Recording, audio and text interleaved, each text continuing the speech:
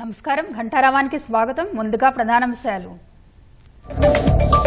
ఢిల్లీ చేరుకున్న సీఎం రేవంత్ రెడ్డి, కాంగ్రెస్ ముఖ్య నేతలు నేడు ఏఐసీసీ నూతన కార్యాలయ ప్రారంభోత్సవానికి హాజరు.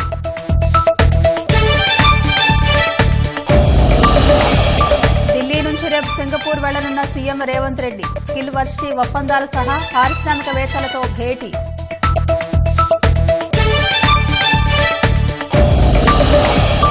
ఫార్ములా ఈ కార్ రేస్ కేసుపై ఇవాళ సుప్రీంకోర్టులో విచారణ. హైకోర్టు క్వాష్ పిటిషన్ కొట్టివేయడాన్ని సవాల్ చేసిన కేటీఆర్.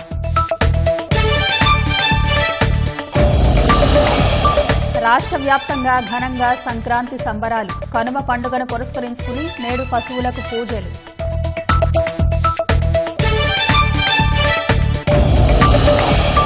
మహారాష్ట్రలో ఇవాళ ప్రధానమంత్రి పర్యటన. ముంబైలో 3 యుద్ధ నౌకలు జాతికి అంకితం చేయనున్న మోదీ.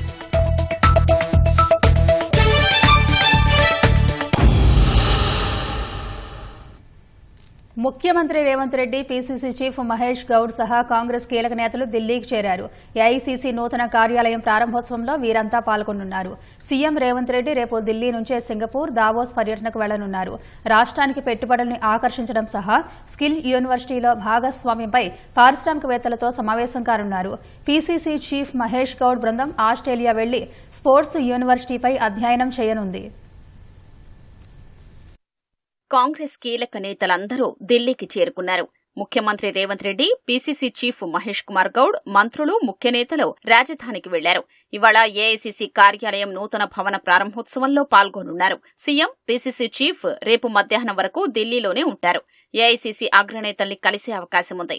మంత్రివర్గ విస్తరణ, నామినేటెడ్ పదవుల భర్తీ, పీసీసీ కార్యవర్గ కూర్పుపై చర్చించే అవకాశం ఉన్నట్లు పార్టీ శ్రేణుల్లో ప్రచారం జరుగుతోంది. పలువురు కేంద్ర మంత్రుల్ని కూడా కలిసే అవకాశం ఉంది.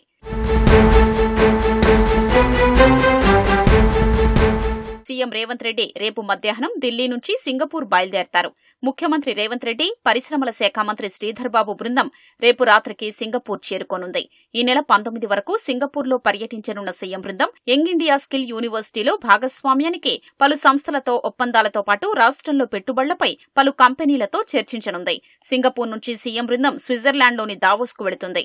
దావోస్లో ఈ నెల 20 నుంచి 22 వరకు ప్రపంచ ఆర్థిక ఫోరం సదస్సులో పాల్గొనడంతో పాటు అక్కడికొచ్చే దేశ విదేశీ పారిశ్రామికవేత్తలపై చర్చించి రాష్ట్రంలో పెట్టుబడులు ఆహ్వానించనున్నారు. దావోస్లో గత జనవరిలో జరిగిన ప్రపంచ ఆర్థిక ఫోరం సదస్సు సందర్భంగా 40,232 కోట్ల రూపాయల పెట్టుబడులొచ్చాయి. రాష్ట్రంలో పెట్టుబడులకు దావోస్ వేదికగా 18 ప్రాజెక్టుల కోసం 14 ప్రముఖ కంపెనీలతో ఒప్పందాలు జరగ్గా వాటిలో 17 ప్రాజెక్టులు ప్రారంభమయ్యాయి. 10 ప్రాజెక్టులు పురోగతిలో ఉండగా మరో 7 ప్రారంభ దశలో ఉన్నాయి. దావోస్ పర్యటనలో ఈసారి భారీగా పెట్టుబడులను ఆకర్షించే లక్ష్యంతో ముఖ్యమంత్రి రేవంత్ రెడ్డి బృందం బయలుదేరుతోంది.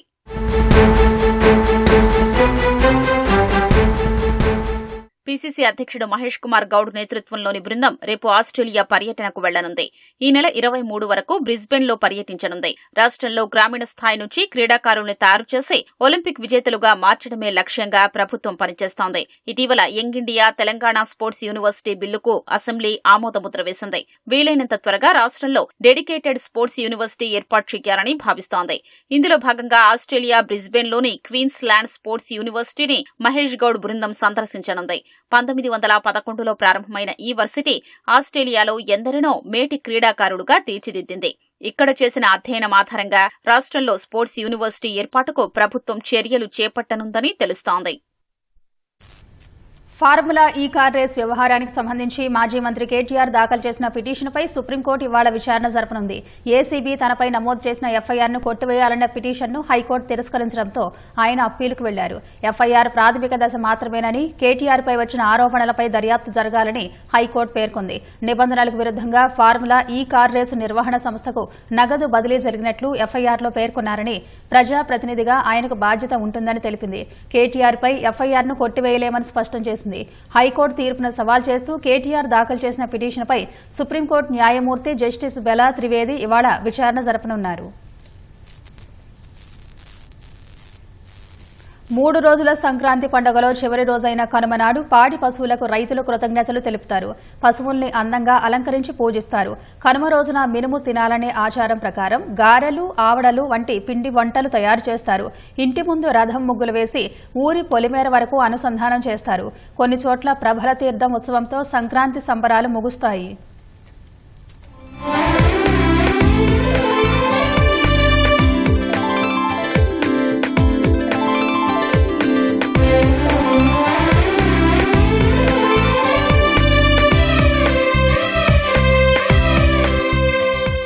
భోగి మంటలతో మొదలై మకర సంక్రాంతి రోజున పితృదేవతల తర్పణంతో ఉజ్వలమయ్యే సంక్రాంతి వేడుకలు కనుమ రోజున కలిమినందిస్తూ ముగుస్తాయి. కనుమ పర్వదినాన పశువుల్ని పూజించడం ఆనవాయితీ. దుక్కి దున్నే దగ్గర నుంచి పండిన ధాన్యాన్ని ఇంటికి చేర్చే వరకు అన్నదాత వెన్నంటి నడిచే పాడి పశువులకు కృతజ్ఞతలు తెలియచేస్తారు. పశువులను నీటితో కడిగి పసుపు కుంకుమ పూసి ఊరేగిస్తారు. పశువులకు హారతులిచ్చి వాటికి ఇష్టమైన ఆహారాన్ని అందిస్తారు.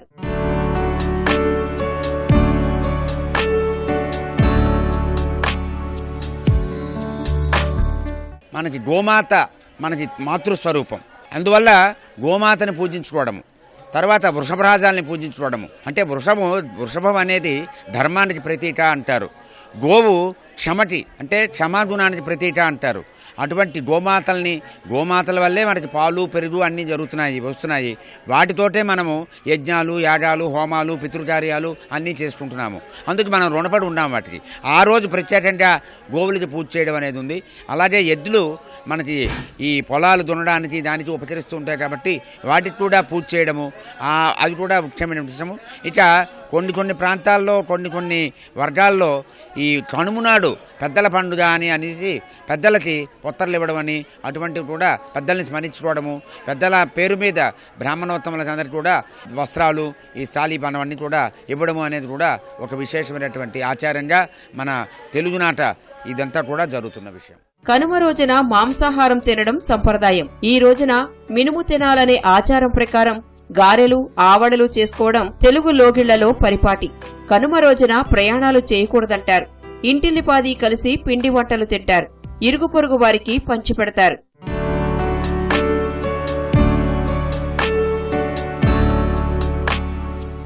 కనుమ రోజున వేసే రథం ముగ్గులకు ప్రత్యేకత ఉంది. ప్రతి మనిషి ఓ రథమని, దాన్ని నడిపేవాడు పరబ్రహ్మ అని భావిస్తారు. శరీరమనే రథాన్ని సరైన మార్గంలో నడిపించాల్సిందిగా పరమాత్మని ప్రార్థించటమే రథం ముగ్గు ఉద్దేశం. ఉత్తరాయణ పుణ్యకాలంలో వచ్చిన సంక్రాంతి పురుషుడు అన్ని శుభాలను కలిగించాలని కోరుకుంటూ ఇంటి ముందు రథం ముగ్గులు వేసి అందులో పళ్ళు, పూలు, పసుపు, కుంకుమ వేసి గౌరవంగా సాగనంపుతారు. వాకిళ్లలో వేసిన రథం ముగ్గును పక్కింటి ముగ్గుతో అనుసంధానం చేస్తారు. ఇలా ప్రతి ఇంటి ముందు వేసిన ముగ్గులన్నీ ఊరి పొలిమేర వరకు సాగుతాయి.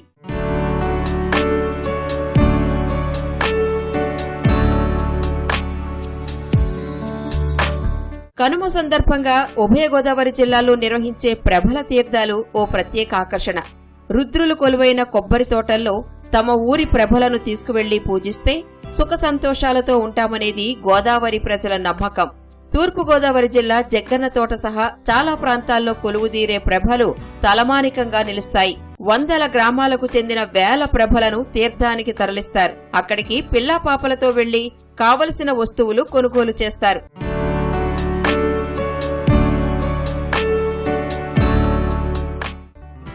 సంక్రాంతి వేళ పాటించే ప్రతి ఆచారము మనిషిని ప్రకృతితో జతచేసేదే. బంధుత్వాలను కలుపుతూ ఆనందాలను పంచుతూ మనుషులందర్నీ ఒక్కటి చేసేదే సంక్రాంతి పండుగ.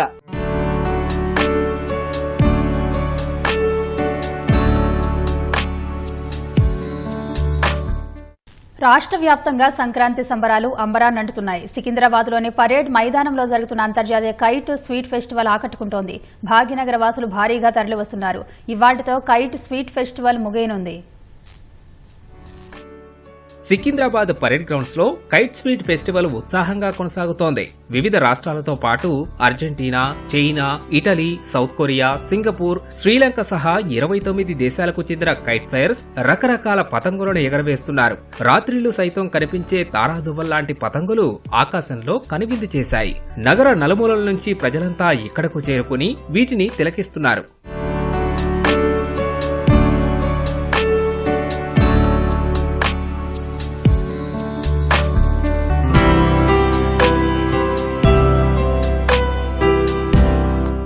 సందర్శకులకు ఎలాంటి ఇబ్బందులు లేకుండా అన్ని ఏర్పాట్లు చేసినట్లు అధికారులు చెబుతున్నారు.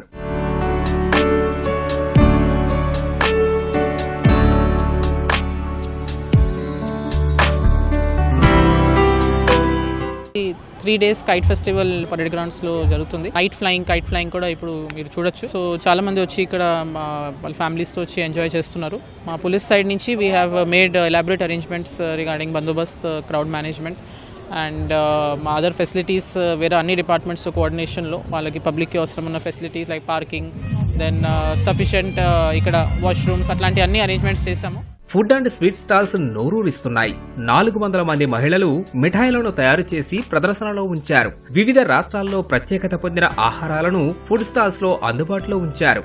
భోజన ప్రియులు వాటిని ఆరగిస్తూ ఆనందం వ్యక్తం చేస్తున్నారు.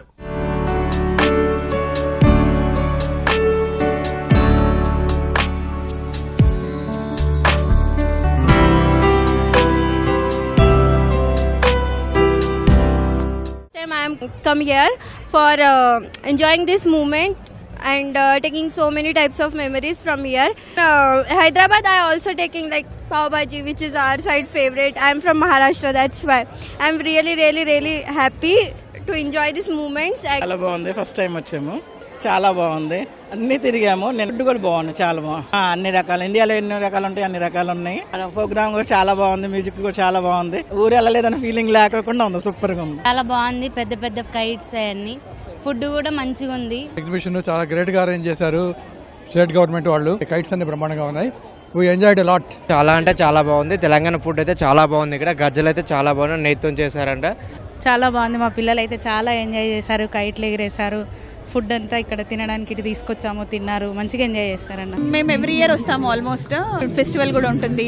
ఈవినింగ్ టైం చాలా బాగుంటుంది. ఇంక ఇప్పుడు నైట్ టైం వచ్చేసి లైట్ ఉన్న కైట్స్ కూడా ఎగరేస్తారు. పండుగకు చాలా మంది ఊరెళ్లడంతో హైదరాబాద్ లోని రోడ్లన్నీ ఖాళీగా దర్శనమిచ్చాయి. ప్రధాన రహదారులు, కూడళ్లు బోసిపోయాయి. మైత్రివనం, పంజాగుట్ట, జూబ్లీహిల్స్ చెక్ పోస్ట్, సనత్ నగర్, సోమాజిగూడ పరిసర ప్రాంతాల్లో రోడ్లపై వాహనాలు అరాకొరగా కనిపించాయి. మరో 2 రోజుల పాటు ఇదే వాతావరణం కనిపించే అవకాశం ఉంది. సంక్రాంతి పండగకి ఒక్కో ప్రాంతంలో ఒక్కో ప్రత్యేకత ఉంటుంది. కొన్ని ప్రాంతాల్లో ఆలయాల వద్ద జాతరలు నిర్వహిస్తున్నారు. మరికొన్ని గ్రామాల్లో సంక్రాంతి పర్వదినాన్ని పురస్కరించుకుని దేవుళ్లకు ప్రత్యేక పూజలు జరిపి రథోత్సవాలు నిర్వహించారు. హైదరాబాద్ భోలక్పూర్ డివిజన్లోని బకారం మల్లన్న స్వామి ఉత్సవాలు ఘనంగా కొనసాగుతున్నాయి. ఈ నెల 13 నుంచి కొనసాగుతున్న మహోత్సవాలు నేటితో ముగియనున్నాయి. వేడుకల్లో భాగంగా మంగళవారం రోజు స్వామివారికి పంచామృత అభిషేకాలు, పాలు పట్టుట, ఎదుర్కోలు, గంగతెప్ప ఊరేగింపు, గొలుసులు తెంపుట వంటి కార్యక్రమాలు నిర్వహించారు. నేడు స్వామివారి కళ్యాణం, అగ్నిగుండాల ప్రవేశంతో పాటు బోనాలు సమర్పిస్తారు. అనంతరం ఇందిరానగర్లో ఈదమ్మ, పోచమ్మ దేవాలయంలో బోనాలు సమర్పిస్తారు. మహిమలు కలిగిన మహాదేవుడిగా మల్లన్న స్వామిని భక్తులు విశ్వసిస్తుంటారు.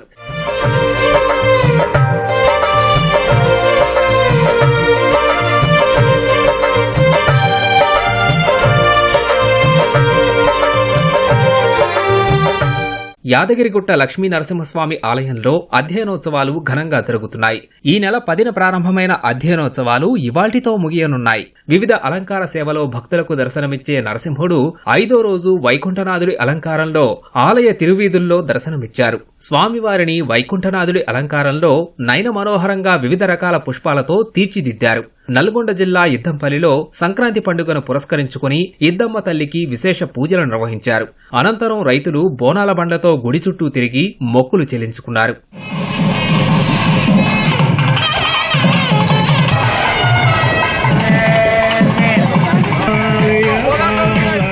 భద్రాచలంలో మకర సంక్రాంతి సందర్భంగా శ్రీ సీతారామచంద్ర స్వామి వారికి ప్రత్యేక పూజలు నిర్వహించారు. స్వామివారికి రథోత్సవం జరిపి హారతులు అందించి నివేదన గావించారు. స్వామివారిని దర్శించుకునేందుకు భక్తులు పెద్ద సంఖ్యలో కదిలివచ్చారు. వరంగల్ జిల్లా చెన్నారావుపేట మండలం లింగగిరిలో శ్రీ చెన్నకేశవ స్వామి జాతర ఎంతో వైభవంగా నిర్వహిస్తున్నారు.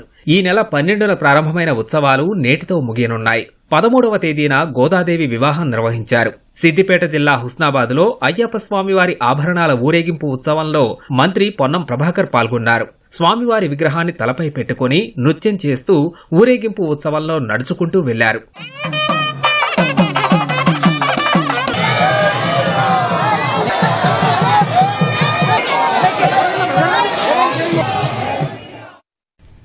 కనుమ సందర్భంగా హైదరాబాద్ హిమాయత్ నగర్ పలు ప్రాంతాల్లో మహిళలు ఇళ్ల ముందు అందమైన ముగ్గులు వేశారు. చూడముచ్చటగా రంగులు అద్ది గొబ్బెమ్మలు పెట్టి పూలు నవధాన్యాలతో అలంకరించారు. తెలుగు వాకిళ్లు అందంగా తీర్చిదిద్దారు. తెలంగాణ ఛాంబర్ ఆఫ్ కామర్స్ మహిళా వింగ్ చైర్మన్ బెల్లం మాధవి సంక్రాంతి సెట్టింగ్తో ఇంటిని అందంగా అలంకరించారు.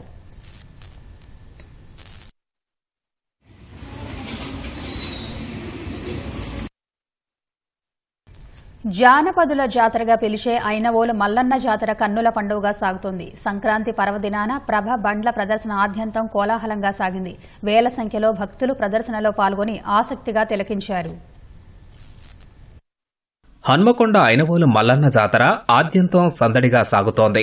గొల్లకేతమ్మ, బలిజమేడలమ్మ సమేతంగా కొలువైన మల్లికార్జున స్వామి దర్శనానికి వరుస సెలవులతో విపరీతంగా భక్తులు పోటెత్తుతున్నారు.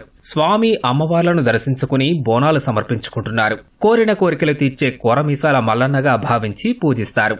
ఒగ్గు పూజారులతో భక్తులు పట్నాలు వేయించుకుంటూ ఉత్సాహంగా జాతరలో పాల్గొంటున్నారు. ఇంకా శివసత్తుల నృత్యాలు జాతరకు వచ్చే భక్తులను ఆకట్టుకుంటున్నాయి. మహారాష్ట్ర, కర్ణాటక, ఛత్తీస్గఢ్, ఆంధ్రప్రదేశ్ తదితర రాష్ట్రాల నుంచి భక్తులు వస్తుండటంతో ఆలయ పరిసరాలు కిటకిటలాడుతున్నాయి.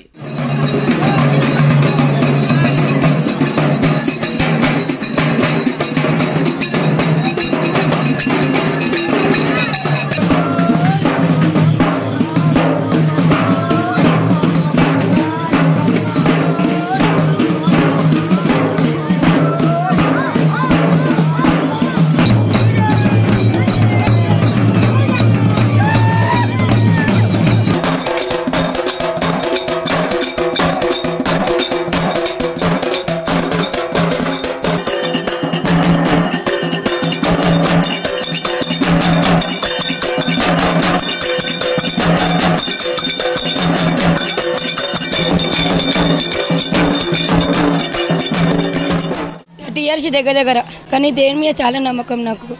ఏ దానికి అనుకుని కోరికలు అయితే బాగా తీరుస్తారు దేవుడు. పెద్దల ఆచారం నుంచి వస్తున్నాం మేము. భోగి రేపండంగా ఇక్కడికి వస్తాము. 3 days కంపల్సరీ ఉంటాము. కంపల్సరీ బండ్లు తీరేంత వరకు ఉంటాం. బండ్లు తీరకుండా సగం దారిలో కూడా మేము వెళ్ళాము.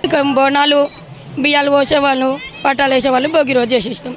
సో ఇక్కడ ప్రత్యేకత ఏంటంటే ఇది కాకతీయుల నాటి కాలం గుడి కాబట్టి సో మేము ఇక్కడ ఆర్కిటెక్చర్ కూడా చూడడానికి వచ్చాము.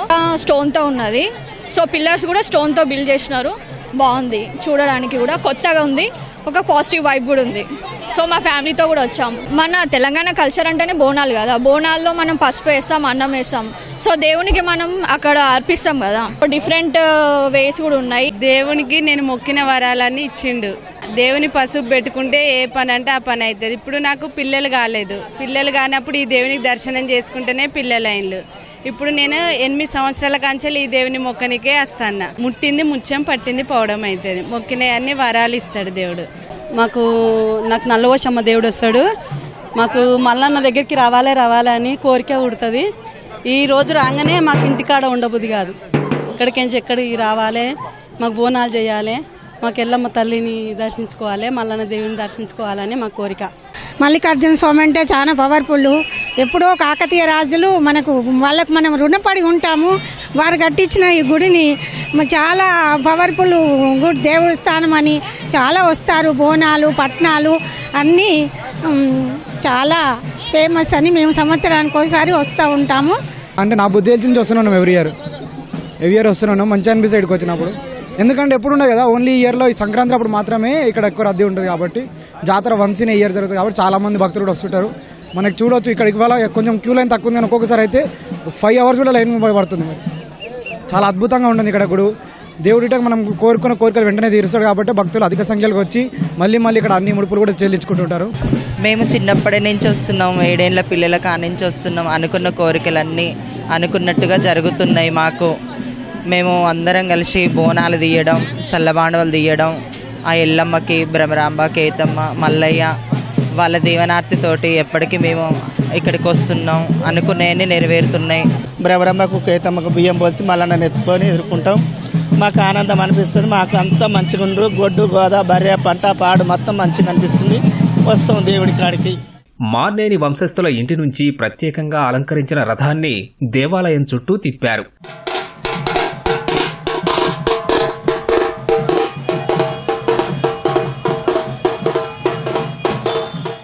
విద్యుత్ దీప ధగధగల నడుమ జరిగిన ప్రభపండ్ల ప్రదర్శన ఆద్యంతం ఆకట్టుకుంది. మల్లన్నకి జై అంటూ భక్తుల జయ జయధ్వానాల నడుమ తెల్లవారుజాము వరకు భక్తజన సంద్రంలా మారిన గుడి పరిసరాల్లో ప్రదర్శన సాగింది.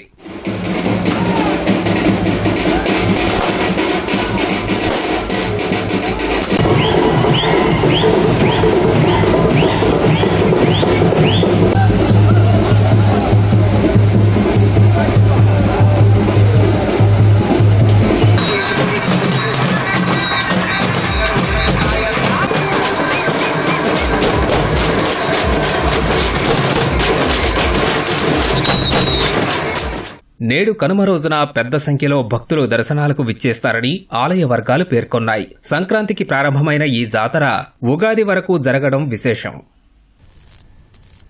జీవ వైవిధ్యమే దేవాలయం, విత్తనాలే దేవుళ్లుగా కొలుస్తూ సంగారెడ్డి జిల్లా జహీరాబాద్ డెక్కన్ డెవలప్మెంట్ సొసైటీ నిర్వహిస్తున్న 25వ పాత పంటల జాతర అట్టహాసంగా ప్రారంభమైంది. న్యాల్కల్ మండలం వడ్డీలో సంక్రాంతి పండుగ రోజు చిరుధాన్యాల జాతర ఉత్సవాన్ని ఐసీఏఆర్ డైరెక్టర్ షేక్ ఎన్ మీరా ప్రారంభించారు. చిరుధాన్యాలైన పాత పంటలకు గడ్డుకాలం పోయి మంచి రోజులు వచ్చాయని డైరెక్టర్ అన్నారు. ఈ ప్రాంతంలో పండించే చిరుధాన్యాలను త్వరలో ఐసీఏఆర్ డీడీఎస్తో కలిసి జహీరాబాద్ బ్రాండ్ పేరిట మార్కెటింగ్ చేస్తామని తెలిపారు. అనంతరం చిరుధాన్యాలతో అలంకరించిన ఎడ్ల బండ్లకు ప్రత్యేక పూజలు చేసి భాజా భజంత్రీలతో ఊరేగింపు నిర్వహించారు. విత్తనాలు, సేంద్రియ వ్యవసాయ పరిశోధన స్టాళ్లు ఆకట్టుకున్నాయి. జాతరలో కళాకారుల కోలాటం, మజ్మ ఆటలు ప్రత్యేక ఆకర్షణగా నిలిచాయి. దేశంలోని వివిధ రాష్ట్రాలతో పాటు విదేశీ ప్రతినిధులు హాజరై ఆదర్శ మహిళా రైతులను అభినందించారు. చిరుధాన్యాలు పాత పంటలకి గడ్డు రోజులు పోయి మంచి రోజులు వచ్చినాయి అని అనుకోవటానికి మనకి కళ్ళ ముందు వచ్చిన ఒక పెద్ద ఉదాహరణ ఏంటంటే, మన సంఘం ఎవరైతే 5,000 మహిళా రైతులతో 70 గ్రామాలతో మొదలైందో, ఎవరు ఒప్పుకున్నా ఒప్పుకోకపోయినా ఐక్యరాజ్య సమితి 2023ని ఇంటర్నేషనల్ ఇయర్ ఆఫ్ మిల్లెట్స్ గా చేయటంలో ఎవరైనా ఒక ముఖ్య పాత్ర ఎవరైనా వహించారు అంటే మన 5,000 మంది రైతులు. ఎందుకంటే అంతర్జాతీయ చిరుధాన్యాల సంవత్సరం లాగా గడిపిన తర్వాత మాత్రమే దాదాపుగా ఇంటర్నేషనల్ గా గానీ, దేశీయ స్థాయిలో గానీ, రాష్ట్ర స్థాయిలో గానీ జనాలందరూ ఏంటంటే చిరుధాన్యాల గురించి మాట్లాడటం జరిగింది. ఇవాళ మహారాష్ట్రలో పర్యటించనున్న ప్రధానమంత్రి నరేంద్ర మోదీ 2 యుద్ద నౌకలు, 1 జలాంతర్గామిని ప్రారంభించనున్నారు. నావల్ డాక్యార్డ్లో ఐఎన్ఎస్ సూరత్, ఐఎన్ఎస్ నీలగిరి, ఐఎన్ఎస్ వాగ్షీర్ అనే 3 ఫ్రంట్ లైన్ యుద్ద నౌకలను ప్రారంభించి వాటిని జాతికి అంకితం చేయనున్నారు. 3 ఫ్రంట్ లైన్ కమ్బాటెంట్లను మోహరించడం వల్ల రక్షణకు సంబంధించి ప్రపంచ స్థాయిలో ఉండేందుకు భారత్ చేసిన ప్రయత్నాలు బలోపేతం అవుతాయని, స్వావలంబన వైపు దాని అన్వేషణను పెంచుతుందని ప్రధాని తెలిపారు. P-15B గైడెడ్ మిసైల్ డిస్ట్రాయర్ ప్రాజెక్టులో చివరి నౌక అయిన ఐఎన్ఎస్ సూరత్ ప్రపంచంలోనే అతిపెద్ద, అత్యంత అధునాతన డిస్ట్రాయర్లలో ఒకటి. ఇది 75% స్వదేశీ సాంకేతికతతో తయారైంది. P-17A స్టిల్త్ ఫ్రిగేట్ ప్రాజెక్టులో తొలి నౌక అయిన ఐఎన్ఎస్ నీలగిరి అధునాతన సీ కీపింగ్ స్టెల్త్ సామర్థ్యాన్ని కలిగి ఉంది. తరువాతి తరం స్వదేశీ యుద్ద నౌకలను ఇది ప్రతిబింబిస్తుంది. P-75 స్కార్పిన్ ప్రాజెక్టులో చివరి జలాంతర్గామి అయిన ఐఎన్ఎస్ వాగ్షీర్ జలాంతర్గామిని నావల్ గ్రూప్ ఆఫ్ ఫ్రాన్స్ సహకారంతో భారత్ నిర్మించింది. జాతీయ వాతావరణ విభాగం ఐఎండీ ఇవాళ్లతో 150 వసంతాలు పూర్తి చేసుకుంది. చిన్న స్థాయి వర్ష సమాచారంతో మొదలైన ఐఎండీ ప్రస్థానం నేడు వాతావరణ సమాచార రంగంలో ప్రపంచానికే నేతృత్వం వహించే స్థాయికి చేరింది. బ్రిటిష్ కాలంలో 1864లో సంభవించిన భయంకర తుపాను అనంతరం 1866, 1871 సంవత్సరాల్లో రుతుపవనాల వైఫల్యం కారణంగా ఏర్పడిన తీవ్ర వర్షాభావ పరిస్థితులు జాతీయ వాతావరణ విభాగం ఏర్పాటుకు బాటలు వేశాయి. మొట్టమొదటిసారిగా 1875 జనవరి 15 వివరణ అవిభక్త భారత్లో వాతావరణ విభాగం 77 వర్ష మానినలను ఏర్పాటు చేసింది. వాటి నుంచి సేకరించిన సమాచారం ఆధారంగా హెచ్ఎఫ్ బ్లాన్ఫోర్డ్ అనే బ్రిటిష్ అధికారి తొలిసారి దేశ వర్షపాత పటాన్ని రూపొందించారు. జాతీయ వాతావరణ విభాగం సాధించిన పురోగతి కారణంగా వైపరీత్యాల వల్ల కలిగే నష్టాలను తగ్గించడంలో కీలక పాత్ర పోషించింది. పొరుగున ఉన్న నేపాల్, భూటాన్, బంగ్లాదేశ్, శ్రీలంకకు వాతావరణ సమాచారాన్ని ఐఎండీ అందిస్తోంది.